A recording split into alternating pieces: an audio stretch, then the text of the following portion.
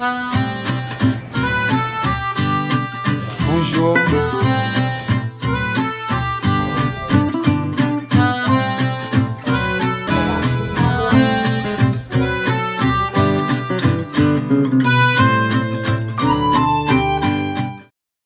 Canada ရဲ့ပထမအဦးဆုံးမြို့တော် Kingston Fort Henry ဆိုတဲ့နာမည်ကြီးခံတပ်တစ်ခုရှိတယ်။ UNESCO ရဲ့ကမ္ဘာအမွေအနှစ်စာရင်းဝင်နေရာတစ်ခုဖြစ်တယ်။နောက်တော့ Rideau Canal ဆိုတဲ့ကမ္ဘာအမွေအနှစ်တူမြောင်အရှည်တစ်ခုရှိတယ်။125မိုင်ကျော်ရှိတယ်။လက်ရှိမြို့တော် Ottawa နဲ့ Kingston ကိုချိတ်ဆက်ထားတယ်။ဒါကတော့ကနေဒါတပ်မတော်အရာရှိတွေလေ့ကျင့်ပေးတဲ့နိုင်ငံအထင်ကြီးစစ်တပ်ကတူဖြစ်တယ်။အဲ့ဒီနေရာတွေကိုအဝေးကနေပဲလမ်းပြီးတော့ကြည့်ခဲ့ရတယ်။အခုရောက်နေတာဒီ cruise ပေါ်မှာThousand Islands ဒီမှာကိုယ်ပိုင်ကျွန်းဝယ်ပြီးအိမ်ဆောက်လို့ရတယ်။အဲ့လိုဈေးမကြီးဘူးပြောတာပဲ။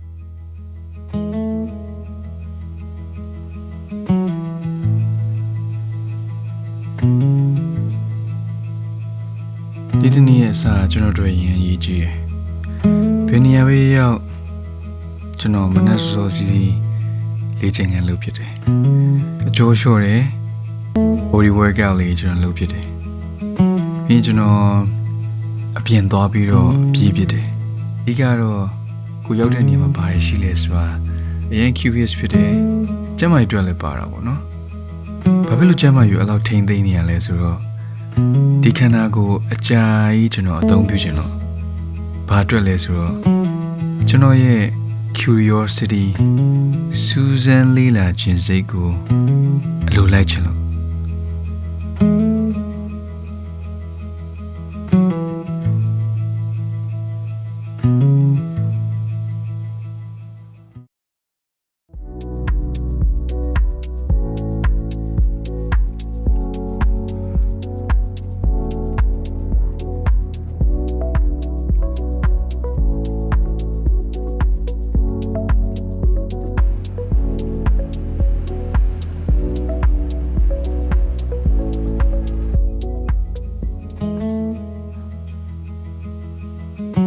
တနည်းအားဖြင့်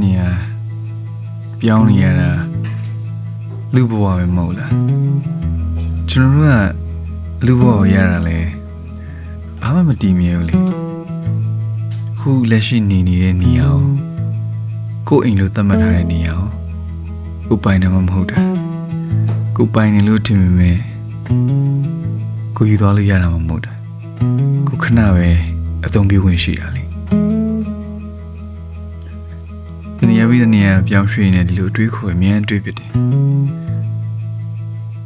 အိမ်ဆိုတဲ့နေရာလဲခဏတာပဲနေခွင့်ရှိတယ်အဲ့တော့ဘာဖြစ်လို့လောဘဒေါသတွေမောဟတွေဖြစ်နေမှာလဲအခုရှိနေတဲ့အချိန်အကောင်းဆုံး enjoy လုပ်လို့မရဘူးလားပေါ့နော် yeah တော်လေးကလာမှာဒီလိုပဲတွေ့တဲ့အချိန်မှာမင်္ဂလာပါလို့နှုတ်ဆက်တယ်တော့သွားတဲ့အချိန်မှာလဲနှုတ်ဆက်ပါတက်တာပေါ့ဒီလိုပဲနှုတ်ဆက်ပြီးတော့သွားကြရတာပဲအဲ့တော့ဘာဖြစ်မမြဲပါဘူးမမြဲခြင်းတရားကြောင့်လဲအရာတိုင်းကပို့ပြီးတော့လာပနေရလို့ထင်ပါတယ်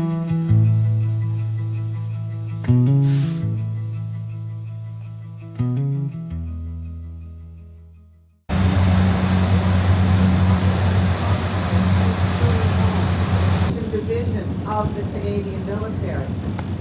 This is Cedar Island.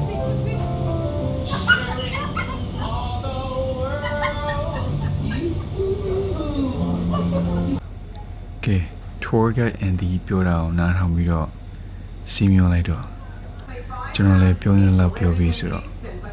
enjoy အိမ်လေးလိုက်ကြည့်ပေါ့နော် island မှာလိုချင်တဲ့အိမ်လေးပြောလေးမှတ်ထားပေးမယ်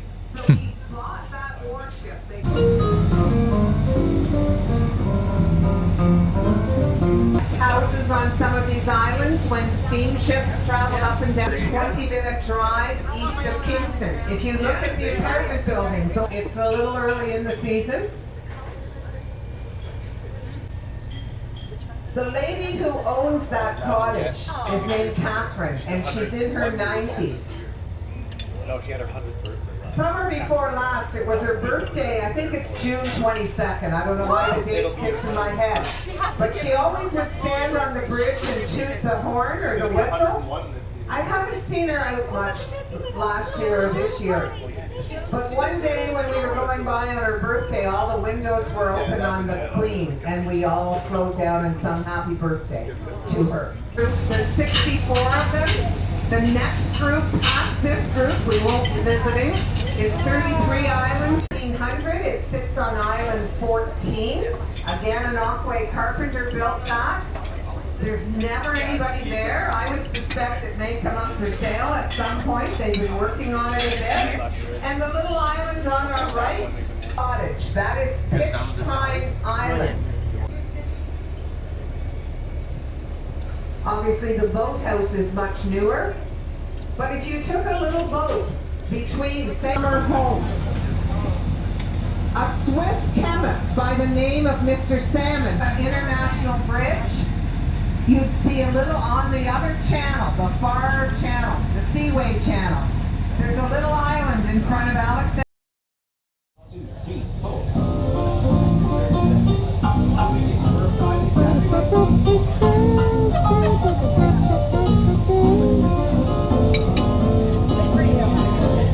Took a chipmunk for a ride in the air. The chipmunk thought that everything was on the swing. The farmer tried to throw the chipmunk off his back, so the chipmunk grabbed his back. Here before I saw a man on a riding lawnmower. That's the only sign of life I've ever seen. What a waste of property. ဒီနေရာကြီးဆိုရင်အိုင်လန်ရဲ့အကြီးပဲအိမ်ကြီးအကြီးဆောက်တာဒါပေမဲ့သူပြောပုံရဆိုရင်ဒီမှာလူမနေသလိုပဲဘယ်လောက်နှမျိုးကောင်းသလဲသူကတော့ပြောနေအောင်ပေါ့နော်ခေဘယ်လိုလုပ်မလဲလာဝယ်လိုက်ကြမလားဘွားမှာအသက်ရှင်နေလျက်နဲ့သေတဲ့လူမျိုးကိုဖြစ်စေနေပေါ့နော်ရှင်လျက်နဲ့သေနေရဆိုတာကိုယ်မှရှိတာရောအကောင်းဆုံး enjoy မလုပ်နိုင်တဲ့လူတယောက်ဖြစ်တော့ဘောမှာနေပြောရလူမဟုတ်ဘောမှာလူဘဝရပြီးတော့မှအကောင်းဆုံးမနေတတ်တဲ့လူတယောက်ဆိုတော်တော်ညံ့ဖြစ်နေလူတယောက်ဖြစ်သွားမယ်လှုပ်ချင်တယ်လို့ဘယ်သူမှမထိခိုက်စေ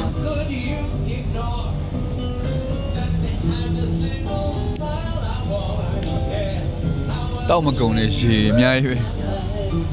ပဲဘယ်သူမှထိခိုက်ပြီးတော့မှဒီရေတွေကိုတောက်ဖို့အတွက်ဘယ်သူမှထိခိုက်ပြီးတော့လောက်ဆရာမလို့သိရမှာပေါင်းချင်းကိုထိခိုက်ဆရာမလို့တခြားလူတွေအတွက်နောက်ဆက်ပေးကြတယ်မလို့ကောက်ကိုအေးစစ်စစ်တဘောင်မှာရေအများကြီးရှိရဘေးတောက်ချင်တောက်ချင်နေတောက်လေအေးချင်းချင်းပဲနေသွားနိုင်တယ်ဆိုရင်တော့တကယ်ကိုတော်တဲ့လူလို့ပြောလို့ရတယ်ကိုအေးချမ်းလေးနေသွားနိုင်တယ်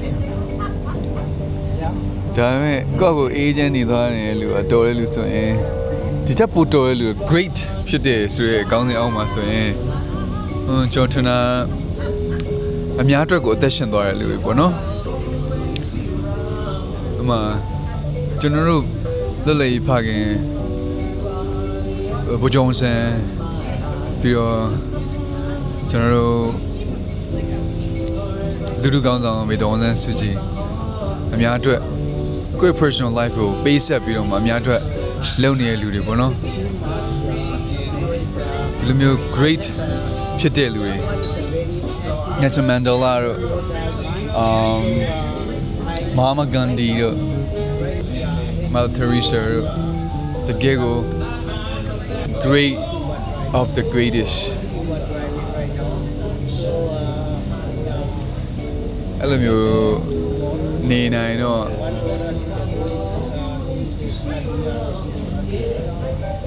အဲ့တော့ဘယ်လိုနေချင်လဲတော့မသိဘူး so ကောက်ကိုစဉ်းစားပေါ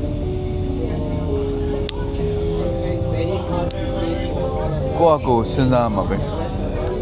ဘောမှာကိုစဉ်းစားမှရမယ်အရာတွေပဲကိုရဲ့စဉ်းစားတဲ့ဝင်မှုတည်ကိုမြင်တဲ့ဝင်မှုတည်ကိုကအကောင်းမြင်ကောင်းနေဖြစ်လာမယ်စိုးမြင်စိုးတွေပဲဖြစ်လာမယ်ဘာလို့လဲဆိုအကောင်းမြင်နေဆိုရဲ့ကိစ္စမှာအကောင်းဘက်ကိုပဲဦးစားပေးပြီးတွေးရလို့မျိုးပေါ့နော် အဲ့တော့ကောင်းကင်ဘက်တွေးနေမှဆိုရင်အတွေးတွေကနေပြီးတော့ကောင်းတာဖြစ်လာမယ်အစိုးရပဲတွေးနေမှဆိုရင်အတွေးတွေကစပြီးတော့ဖြစ်တည်လာတဲ့တကယ် reality တွေတကယ်ကိုဖြစ်လက်တွေ့ကြတဲ့ဖြစ်ပျက်တွေအကုန်လုံးကဒီအစိုးတွေးတဲ့အတွေးပေါ်ကနေပြီးတော့ခြေခံတဲ့အတွေးခေါ်တွေကနေပြီးတော့လက်တွေ့ကြဖြစ်လာဖို့က action တွေလုပ်ရက်တွေဖြစ်လာမယ်အဲ့လုပ်ရက်တွေကဒီအတွေးစိုးတွေရဲ့အပေါ်မူတည်ဆိုတော့ဖြစ်လာတဲ့အရာတွေကလည်းအဲ့ဒါတွေဖြစ်လာမယ်ဘဝမှာပတ်စံတခုတွေကဘဝရဲ့တန်ဖိုးဆုံးဖြတ်လို့မရအောင်နော်အဲ့ဒါခဏကို remind လုပ်ရတဲ့ကိစ္စဆိုတော့တလောကလုံးမှာပတ်စံအရေးကြီးရဆိုတဲ့ topic ကိုပြောနေကြတဲ့အချိန်မှာကိုကအားလုံးနဲ့မတူဘဲနဲ့ကိုထွက်ပြီးတော့မှ okay ပတ်စံငါဒီလောက်ပတ်စံငါတို့လုံလောက်တယ်ပတ်စံရေးမကြည့်ကြတယ်အရေးကြီးဆုံးမဟုတ်ဆိုရဲအတွေးခေါ်တွေးဖို့ဆိုတာအားလုံးရဲ့အတွေးခေါ်တွေနဲ့ဖောက်ထွက်ပြီးတော့တွေးနိုင်တဲ့အတွေးခေါ်ပြတ်သားတဲ့အတွေးခေါ်ရှိမှပဲရအောင်အဲ့လိုမျိုးပေါ့ so ခါကျရင်လူတယောက်ကအဲ့လို95လုံးနေတဲ့လူတွေကသူတို့ကကုမ္ပဏီကသူတို့အတွက်အလုပ်လုပ်ပြီးနေလို့ထင်သူတို့ရဲ့အတွက်ကိုအလုပ်လုပ်ပြီးနေလို့ထင်ကောင်းထင်တယ်ဒါပေမဲ့တကယ်ကျတော့ကုမ္ပဏီအတွက်ကိုလုပ်ပြီးနေ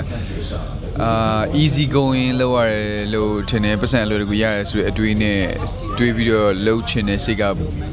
ဖြစ်နေတယ်ဆိုရင်တကယ်ကျတော့ကိုယ့်ရဲ့အချိန်တွေကိုယ့်ရဲ့ငရေနှုတ်ပြုံမှုတွေကိုယ့်ရဲ့လွတ်လပ်မှုတွေအကုန်လုံးပေးဆက်ထားရတယ်နော်ဒါပြန်ရနိုင်တဲ့ကိစ္စမျိုး95လုံးနေ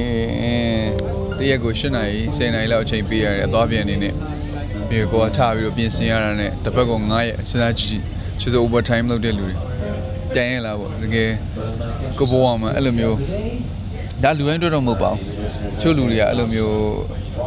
comfortable ဖြစ်တဲ့ဘဝမျိုးလိုချင်ကြရတယ်ပေါ့နော်ဒါလည်းအပြစ်ပြောလို့မရပါဘူးဒါပေမဲ့ဘဝမှာတစ်ထက်ပို့ပြီးတော့ကောင်းတဲ့အခွင့်အရေးတွေအများကြီးရှိလို့ကိုဖန်တီးသလိုမျိုးဖန်တီးခွင့်ရတဲ့ဖန်တီးလို့ရတဲ့ဘဝမျိုးကဒီခေတ်မှာအများကြီးလုပ်လို့ရတယ်ဆိုအဲ့ဒီခေါ်လေးတွေကောင်းတော့မှရှိရဆိုရင်ကိုတေချာလေးရွေးချယ်လို့ရတယ်ပေါ့နော်သမထိတ်ဘဝယူသွားမယ်လို့စိတ်မကူထားနဲ့ကိုမိသားစုကဒီလိုမျိုးဘယ်လိုပြောမလဲကိုမိသားစုကအဲ့လိုကုံစုံဆိုင်ဖွင့်နေဆိုကိုကုံစုံဆိုင်ဖွင့်အောင်မဟုတ်ဖွင့်နေဆိုမှတော့မတူညီတဲ့ version နဲ့ဒီထက်ပိုပြီးတော့ကောင်းတဲ့ version နဲ့စနစ်မျိုးတွေကိုကောင်းကောင်းကျင့်သုံးနိုင်တဲ့ convenience store တွေဘာလို့လဲမျိုးဖြစ်နိုင်ပြီနော်အကောင်းဆုံးပေါ့နော်ကျွန်တော်တို့ကိုပဲနိုင်ရှင်တာအများရောနောက်အရင်နှစ်ကကိုနဲ့ကိုနဲ့ဘာတွေပို့ပြီးတော့ထူးထူးခြားခြားတိုးတက်ပြောင်းလဲနေလဲဆိုတဲ့ဟာကိုအမြဲ checking လုပ်ပါတယ်အမြဲတမ်းကို analyze လုပ် so စိတ်ပိုင်းဆိုင်ရာတော့အမြဲတမ်းကိုစိတ်ထားကောင်းအောင်နေတယ်အကောင်းဆုံးအချိန်တစ်ခုပေးပါဆိုရင်တော့အယိုးသားဆုံးနေထိုင်ဖို့ပဲကိုယ့်ရဲ့တကယ် intention အရေးကြီးရပေါ့နော်အယိုးသားဆုံးနေထိုင်ပြီးတော့ကိုယ့်ရဲ့ intention ကိုအမြဲတမ်းပြုပြင်နေထိုင်နေဖို့ကအင်မတန်အရေးကြီးပါတယ်ဆိုဒီပိုင်းကတလောက်ပါပဲ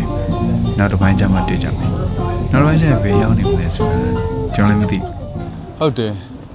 ဆိုတော့ကျွန်တော်ဘယ်သွားနေလဲဆိုတော့တကယ်တော့မသိဘူးဗျအဲ့မဲ့သွားတဲ့ခြေဥတဲ့ဟာပေါ့နော်အဲ့လိုပဲကျွန်တော်တို့ပြောပြီးတော့သွားတတ်တယ်လေဘွားမှာဘယ်နေရာကိုရောက်နေမလဲဆိုတော့လည်းမသိဘူးပေါ့နော်အဲ့တော့သိချင်တော့လိုက်ကြည့်လိုက်ပါကျွန်တော်လည်းမသိဘူးအတူတူရှောက်သွားတာပေါ့ Take a chipmunk for a ride in the air. The chipmunk thought that everything was on the swing. The farmer tried to throw the chipmunk off his back, so the chipmunk grabbed his back and said, "Well,